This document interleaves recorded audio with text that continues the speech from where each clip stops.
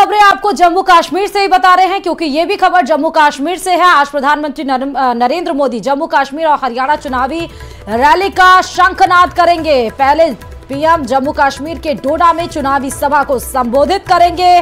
दोपहर करीब 12:30 बजे पीएम मोदी बड़ी जनसभा को संबोधित करेंगे।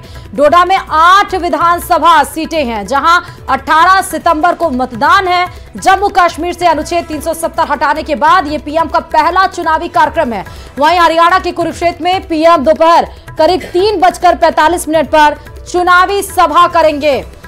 तो चुनावी शंखनाद की आज आपको झलक दिखाई पड़ेगी। डोडा में 8 विधानसभा सीटें हैं, जैसा हम बता रहे हैं। 8 सितंबर को यहां पे मतदान है, 18 सितंबर को। और जम्मू कश्मीर से अनुच्छेद 370 हटाने के बाद ये पीएम का पहला चुनावी कार्यक्रम है। पीएम की रैली को लेकर डोडा के लोग बहुत ज्यादा उत्साहित हैं और पीएम के आने के लिए भव्य तैयारियां भी वहां पर की गई हैं। आप देख सकते हैं पहली तस्वीर जहां पीएम आएंगे, और दूसरी तस्वीर आप देखिए कि कैसे लोगों का स्नेह प्रेम पीएम के प्रति दिखाई पड़ रहा है।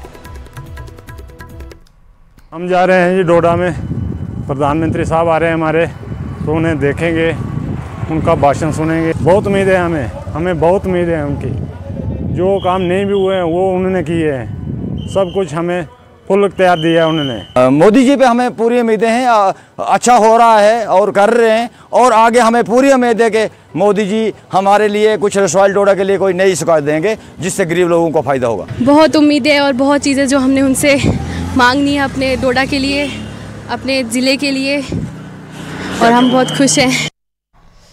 और चलिए अब बात बारिश की, क्योंकि देश के कई हिस्सों में आज भी भारी बारिश का अलर्ट जारी किया गया है। मौसम विभाग ने दिल्ली, उत्तर प्रदेश, राजस्थान, मध्य प्रदेश में भारी बारिश का अलर्ट जारी किया है। उत्तराखंड में भी भारी बारिश की आशंका मौसम विभाग की तरफ से जताई गई है। तो वहीं अगर हम बात कर ले हिमाचल प्रदेश की, हरियाणा और उड़ीसा की, तो वहां पर भी बारिश को लेकर अलर्ट मौसम विभाग की तरफ से जारी किया गया है।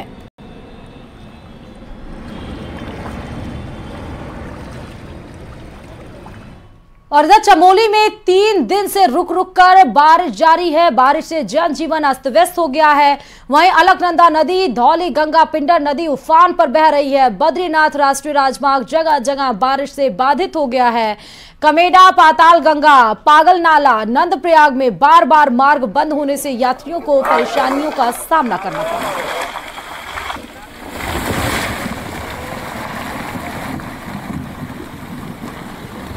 तो देखिए बारिश से हालात किस तरह नजर आ रहे हैं।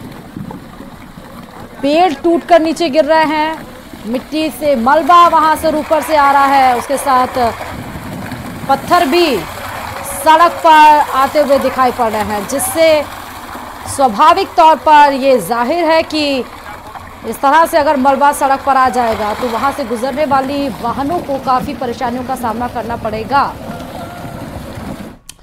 और बाढ़ की सबसे हैरान करने वाली तस्वीर उत्तराखंड के जिम कॉर्बेट से आई है। जी हां, जिम कॉर्बेट के ढीला गांव में पुल पर सैलाब आ जाने से एक जीप बह गई। आपको हम ये रामनगर सैलाब दिखा रहे हैं। देखिए किस तरह सैलाब आया, उसमें फंसी एक जीप जद्दोजहद करती रही काफी देर तक, लेकिन तेज बहाव की वजह से जीप अपने आप को रोक नहीं पाई और उस बहाव के साथ बह गई। गनीमत ये रही कि जीप में बैठे लोगों को वहां पर जो लोग थे उनके द्वारा बचा लिया गया। फिलहाल लोगों को जीप में जो सवार थे वो बचा लिया गया है, लेकिन जीप को नहीं बचाया जा सका। तेज बहाव ने अपने साथ जीप को भी बहा लिया।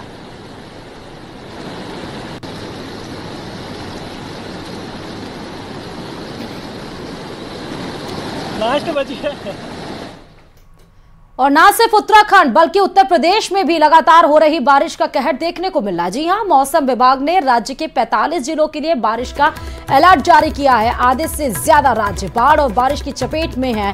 कई जिले से सामने आई सैलाब की तस्वीरें आपके सामने है, जिसमें कहीं भारी बारिश की वजह से नदियों में उफान आ गया है, तो कहीं लगातार बारिश की वजह से मकान ढह गए हैं। अभी आने वाले दिनों में आफत वाली बारिश जारी रहने की चेतावनी जारी की गई है, चाहे वो संभल, बिजनौर, मेरठ, जालौन, पीलीभीत, औरैया, अलग अलग आपको जिले दिखा रहे हैं। 45 ऐसे जिले हैं जहां पर मौसम विभाग की तरफ से एक तरह से कह सकते हैं कि अलर्ट जारी किया गया है कहीं पर देखिए मकान क्षतिग्रस्त हो गया है भारी बारिश की वजह से, कहीं सड़कें दरिया बन गई हैं, कहीं पर नाव का सहारा लेना पड़ रहा है, कहीं पर उस पानी के अंदर से एसडीआरएफ की जो टीम है, गोताखोरों की जो टीम है, वो किस तरह से वहां पे लोगों को रेस्क्यू करके बचा रही है। संभल की ये तस्वीर आप देख सकते हैं, कुछ लोग उसमें जद्दोजहद करते हुए, कुछ लोग क्योंकि मलबा गिरा हुआ है उसके अंदर कुछ लोग दबे हुए दिखाई पड़ रहे हैं, जिनको बचाने की कोशिश वहां पर की जा रही है।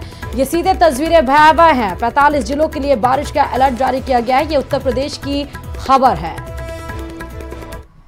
और भारी बारिश के चलते नदियों का जलस्तर एक बार फिर बढ़ने लगा है। संगम नगरी प्रयागराज की हम बात बता रहे हैं, जहां पर गंगा और यमुना दोनों नदियों के जलस्तर में एक बार फिर से बढ़ोतरी शुरू हो गई है। दोनों नदियों का जलस्तर 4 से 5 सेंटीमीटर प्रति घंटे की रफ्तार से बढ़ने लगी है। प्रयागराज में संगम किनारे स्थित लेटे हुए हनुमान जी के मंदिर में इस साल दूसरी बार गंगा का पानी पहुंच गया है।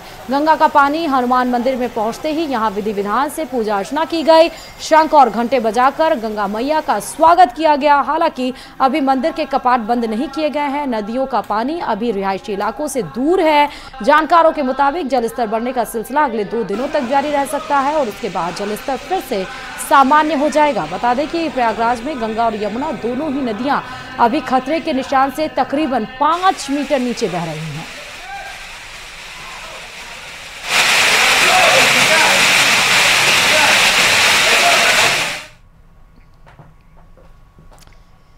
और इधर दिल्ली एनसीआर में बारिश 2 दिन से जारी है। बारिश का सिलसिला थमने का नाम ही नहीं ले रहा। दिल्ली एनसीआर में मूसलाधार बारिश की वजह से दिल्ली के कई इलाकों में सड़कों पर पानी ऐसे भर गया है कि लोगों का उस सड़क से आना जाना मुश्किल हो गया है। साउथ दिल्ली के साकेत में मेट्रो स्टेशन के आसपास सड़क स्विमिंग पूल बन गई है। सड़क पर सैलाब बहता दिखाई दे रहा है, जैसा आप तस्वीरों में भी देख पा रहे हैं। दिल्ली के साकेत की ये तस्वीरें हैं। ये आपको लग रहा होगा कि ये कोई नदी है, लेकिन दरअसल ना ये कोई नदी है ना कोई नाला है, जबकि ये एक रोड है जिससे वाहनें गुजरती हैं, जिससे लोग आते जाते हैं। वो अब सड़क दरिया बनती हुई दिखाई पड़ी, एक स्विमिंग पूल की तरह तब्दील हो गया है दिल्ली के साकेत का ये सड़क। और वहीं सवाई माधोपुर जिले में बारिश की गति थोड़ी सी भले ही कम हो गई हो, लेकिन तेवर अभी भी उतने ही बरकरार हैं। जिले में हुई भारी बरसात से अब बांध छलक गए हैं और बांधों से ओवरफ्लो होकर लगातार पानी आ रहा है। पानी का दंश सैकड़ों ग्रामीण झेलने को मजबूर हैं। दर्जनों गांव पानी से घिर गए हैं। ग्रामीणों पर संकट के बादल मंडरा रहे हैं। सवाई माधोपुर जिले के 19 बांधों में से 18 बांधों पर अब चादर चल रही है। सर्वाधिक लोग परेशान हैं। सूरवाल बांध की डाउन स्ट्रीम में रहने वाले लोग, 1 दर्जन से अधिक गांव के चारों ओर पानी भर गया है। गांव के भीतर भी जबरदस्त पानी घुसा हुआ है। कई मकानों के अंदर पानी भरा है। गांव से निकलने के रास्ते पूरी तरह से बंद हो गए हैं। मछलीपुरा की ठाड़ी, सूरवाल, अजनौटी, दुब्बी, धनौली, पुसौदा आदि गांव में स्थितियां इतनी खराब हैं कि घर से ग्रामीण निकल तक नहीं सकते। और ये तस्वीरों में भी आप देख सकते हैं किस तरह से वहां पर भयावह मंजर है। हर तरफ सन्नाटा पसरा हुआ है क्योंकि पानी इतना है। लोग जाएं तो जाएं कहां? लोग अपने घरों को छोड़कर छत पे रहने को मजबूर हैं। यहाँ पे बिल्कुल जो 50 गांव है उनका बिल्कुल यहाँ से रास्ता बिल्कुल कट चुका है। अच्छा। मेन भगवतगढ़ रोड टूटने से सब गाड़ियाँ उधर मेन रोड से मुख्य सड़क से इनका संपर्क टूट चुका है बिल्कुल भी। हमें बहुत परेशानी है और ये 15 से 20 दिनों से हमसे परेशानी झेलनी पड़ रही है। अच्छा। पानी का जो उतर जाता है, चढ़ जाता है। हाँ। कल हमने जहाँ इंस्पेक्शन किया तो कुछ स्थानीय लोगों की मांग थी, जैसे कि लटिया नाले पे प्रोटेक्शन की वॉल होनी चाहिए। तो उसमें क्या हो सकता है, किस हद तक हो सकता है, तो जो विभाग हैं LSD विभाग, उनके सेक्रेटरी साहब से भी बात करेंगे। बाकी ये पॉइंट अपनी रिपोर्ट में डाल के, क्योंकि मैं समझता हूँ मंगलवार बुधवार तक CM साहब भी वापस आ जाएंगे। चलिए अब खबर आपको अजमेर से बताते चले। अजमेर में भारी बारिश के बाद यूनिवर्सिटी के नजदीक भगवान कॉलोनी में 2 दर्जन से अधिक मकान बाढ़ जैसे हालातों में जीने को मजबूर हैं। लोग छत पर रहने के लिए मजबूर हैं, तो वहीं प्रशासन ने अब तक उनकी कोई भी सुध नहीं ली है। और इसी पर देखिए ये रिपोर्ट।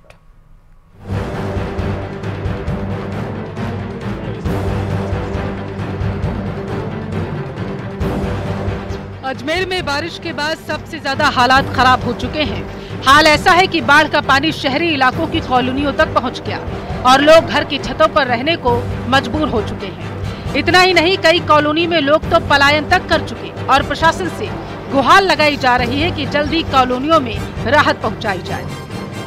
अजमेर के घूघरा स्थित हम भगवान कॉलोनी में मौजूद हैं। आपको छत से नज़ारा मैं दिखाना चाहूँगा। तमाम जो लोग हैं और यहाँ के जो मकान हैं, करीब 25 से 30 मकान से अधिक जो मकान हैं वो इस बाढ़ग्रस्त क्षेत्र में जो है प्रभावित हैं।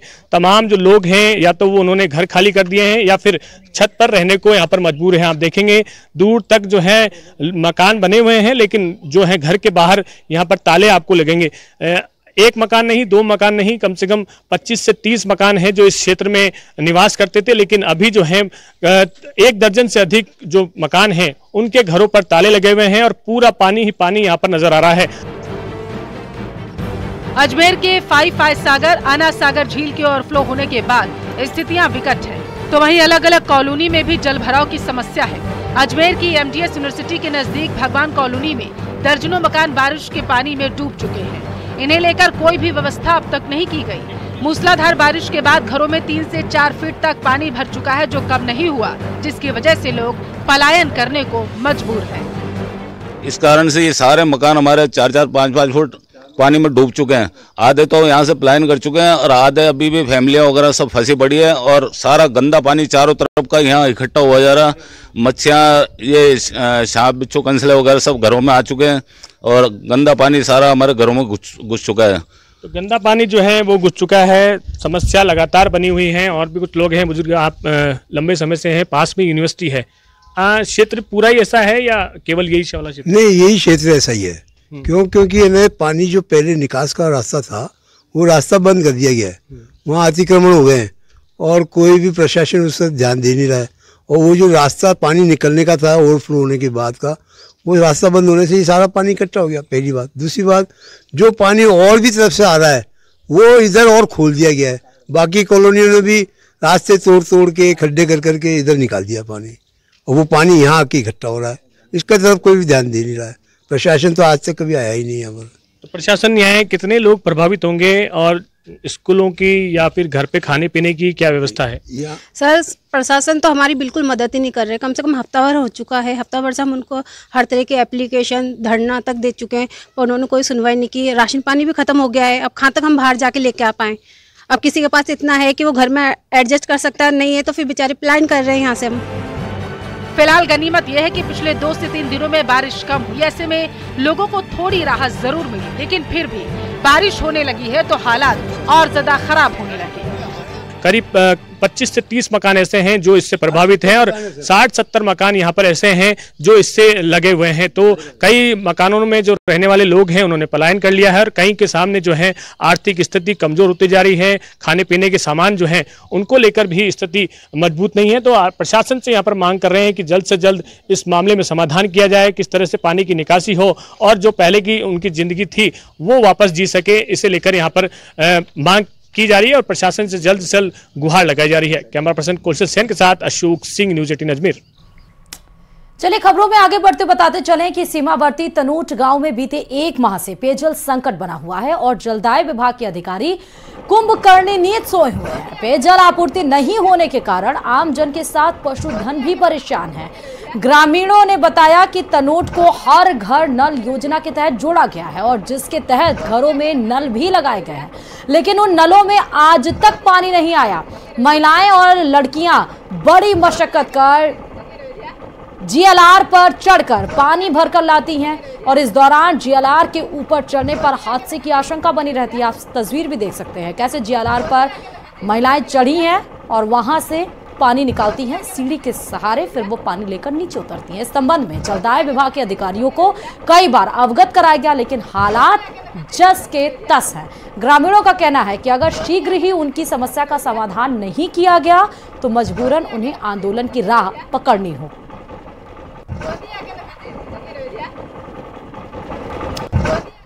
वक्फ संशोधन बिल को लेकर हिंदू और मुस्लिम पक्ष में जंग छिड़ गई है। एक तरफ वक्फ बिल के विरोध में मुस्लिम पक्ष ने देश के कई राज्यों में QR कैंपेन शुरू कर दिया, तो हिंदू पक्ष ने बिल के समर्थन में स्कैन अभियान चलाया। बिहार के कटिहार और यूपी के मुजफ्फरनगर में मुस्लिम इलाकों में बिल के खिलाफ वोटिंग के लिए स्कैनर चिपकाए गए हैं। कुछ इसी तरह मध्य प्रदेश के जबलपुर में भी AIMIM के नेताओं ने बिल के विरोध में QR कोड स्कैन अभियान चलाया। तस्वीरों के माध्यम से भी आप देख सकते हैं। और बड़ी खबर आपको छत्तीसगढ़ के सुकमा से बताते चले, जहां नक्सलियों की कायराना करतूत सामने आई है। दरअसल सुरक्षा बल के कैंप पर नक्सलियों के द्वारा हमला किया गया है। नक्सलियों ने 15 से 20 राउंड गोलियां चलाई हैं। UBGL जवानों की जवाबी कार्रवाई में नक्सली भागे। जैसे ही 15 से 20 राउंड फायरिंग दागी गई, उसके बाद से जवाबी कार्रवाई वहां पर तैनात जवानों के द्वारा की गई। UBGL के बताए जा रहे हैं जवान जिन्होंने जवाबी कार्रवाई दी, वहां से भाग निकले नक्सली। बड़ी खबर छत्तीसगढ़ के सुकमा में, जहां सुरक्षा बल के कैंप पर नक्सलियों के द्वारा हमला किया गया है। बड़ी खबर इस वक्त की आपको बता रहे हैं। और वैसे भी ये कोई पहला नहीं है कि नक्सलियों के द्वारा ये कायराना हरकत की गई है। पहले भी छत्तीसगढ़ के सुकमा में जो नक्सली प्रभावित क्षेत्र है, यहाँ पर इस तरह की वारदातें होती रहती हैं। इसीलिए यहाँ पर सेना को, जवानों को हर समय डिप्यूट किया गया रहता है, लेकिन एक बार फिर से कैंप पर हमला किया गया है। और अब बात उत्तर प्रदेश की, उत्तर प्रदेश के गाजियाबाद से, जहां एक सनसनीखेज मामला सामने आया है। यहां जूस की दुकान के संचालकों पर आरोप लगाया गया है कि वह जूस में मानव पेशाब मिलाकर बेच रहे थे। पता चलने पर स्थानीय लोगों ने दुकानदार की जमकर पिटाई की। सूचना पाकर मौके पर पहुंची पुलिस ने उन्हें भीड़ से बचाया। इस दौरान दुकान की जांच की गई तो एक केन में मानव मूत्र बरामद हुआ और इसको लेकर जब पूछताछ की गई तो जूस विक्रेता कोई संतोषजनक जवाब नहीं दे पाया। मामले में दुकानदार आमिर और उसके साथी को पुलिस ने गिरफ्तार कर लिया है। पूरा मामला थाना लोनी बॉर्डर इलाके की है।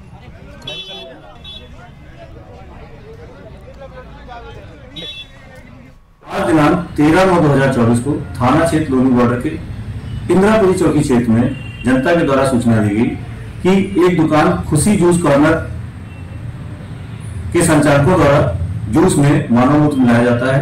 पुलिस द्वारा सूचना पर तत्काल मौके पर पहुंचकर छानबीन की गई तो दुकान से एक केन से करीब 1 लीटर मानव मूत्र प्राप्त हुआ है। दुकानदारों से पूछने पर उनके द्वारा कोई संतोषजनक जवाब नहीं दिया गया है। पुलिस द्वारा तत्काल आमिर सनाफ साबिर खान तथा उसके एक बाल अपचारी साथी को गिरफ्तार कर लिया गया है। अभियोग पंजीकृत कर लिया गया है तथा अन्य विधिक कार्रवाई की जा रही है।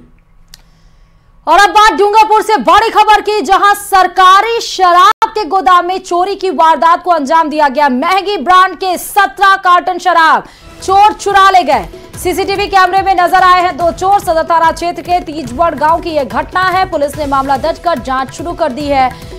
तो सरकारी शराब के गोदाम में चोरी की वारदात को अंजाम दिया गया है। 17 कार्टन चुरा कर चोर ले गए। सीसीटीवी कैमरे में 2 चोर नजर भी आए। सदर थाना क्षेत्र के तीजबड़ गांव की यह घटना है। पुलिस ने मामला दर्ज कर जांच शुरू कर दी है। बड़ी खबर आपको डूंगरपुर से इस वक्त की बता रहा है।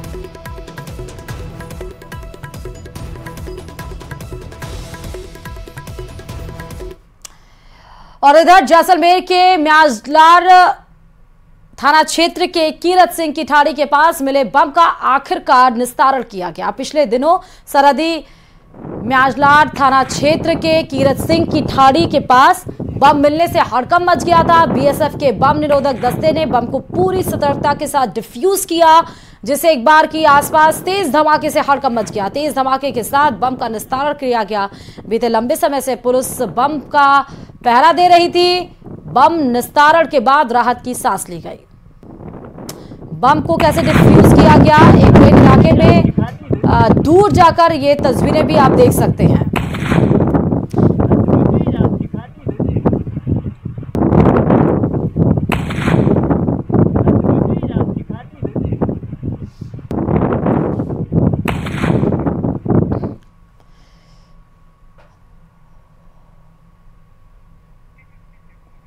चलिए आपको ये सीधे तस्वीरें दिखा रहे हैं। देख सकते हैं कि कुछ दिनों पहले ये कीरत सिंह की ठाड़ी के पास बम मिला था। बम निरोधक दस्ते को बुलाया गया और फिर बम को डिफ्यूज किया गया। उसके बाद राहत की सांस ली गई। अब अजमेर से बड़ी खबर है। पुलिस ने फेल की अपहरण की कोशिश की है। दरअसल पुलिस ने महिलाओं को सकुशल बचा लिया है और एक बदमाश को पकड़ा भी है। 2 फिलहाल फरार हैं।